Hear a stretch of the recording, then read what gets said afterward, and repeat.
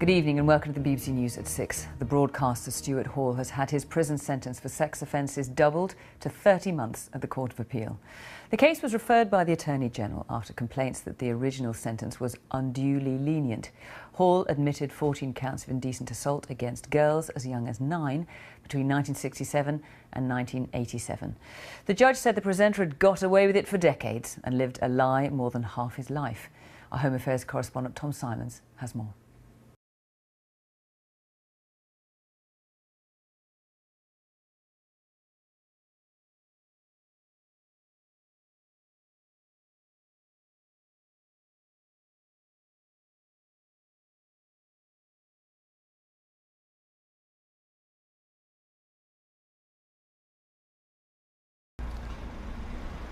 Yes, Fiona, these warnings come directly from the doctors. They create a picture of a health service which is failing to cope, with some surgeons suggesting the pressures they're under are partly due to financial cutbacks. Today, managers have told us they are proud of the treatment offered here, but they accept there are problems scheduling people for treatment, with 12 people dying in the last 50 months as they were scheduled to receive cardiac surgery. I'm here live at Henley College to find out about the opinions of students on leaving the NUS.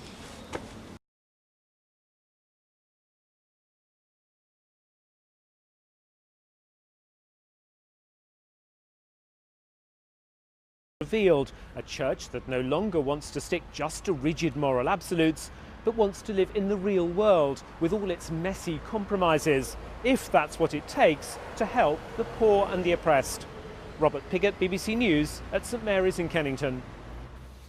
An Egyptian court has ordered the further detention of the ousted President Mohamed Morsi. He's accused of conspiring with the Palestinian militants Hamas to organise a prison breakout and the murder of policemen during the uprising in 2011.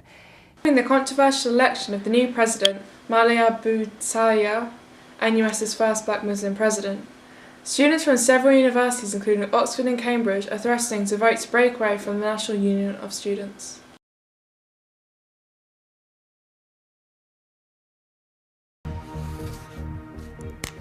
Good evening and welcome to the BBC News at 6. The broadcaster Stuart Hall has had his prison sentence for sex offences doubled to 30 months at the Court of Appeal. The case was referred by the Attorney-General after complaints that the original sentence was unduly lenient. Trying to strengthen Syrian President Assad's positions, and what risks are now posed tonight by the presence of both US and Russian pilots in action in the same theatre of war, apparently without proper communication. Also tonight, During the controversial election of the new president, Mali Abu Taya, NUS's first black Muslim president, students from several universities, including Oxford and Cambridge, are threatening to vote to break away from the National Union of Students.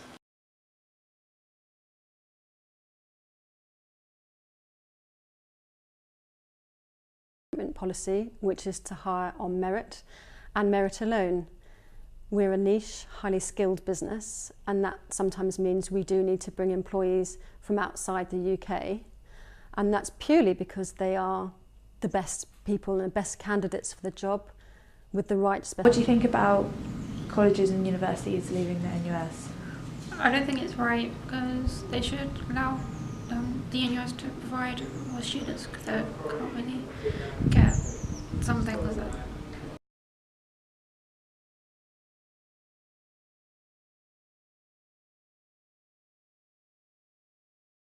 He himself has never uttered anything that says, I am sorry for what I did, I'm sorry for the hurt and the long-term damage and in some instances psychological impact that he'd had. And as a group, they were expressing to us very clearly that they thought the current situation was unsustainable and something had to... I think it would be bad because there'd be like less resources and stuff, and like you wouldn't have a union, so you wouldn't have anyone to like speak for you either.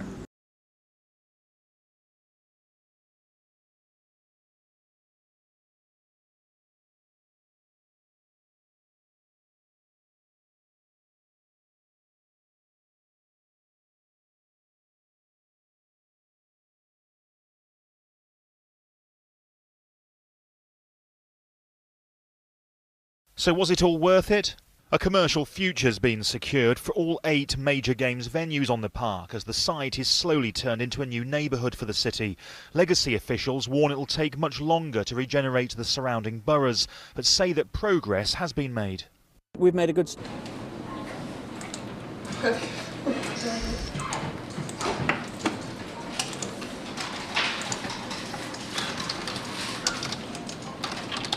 Right, that would do.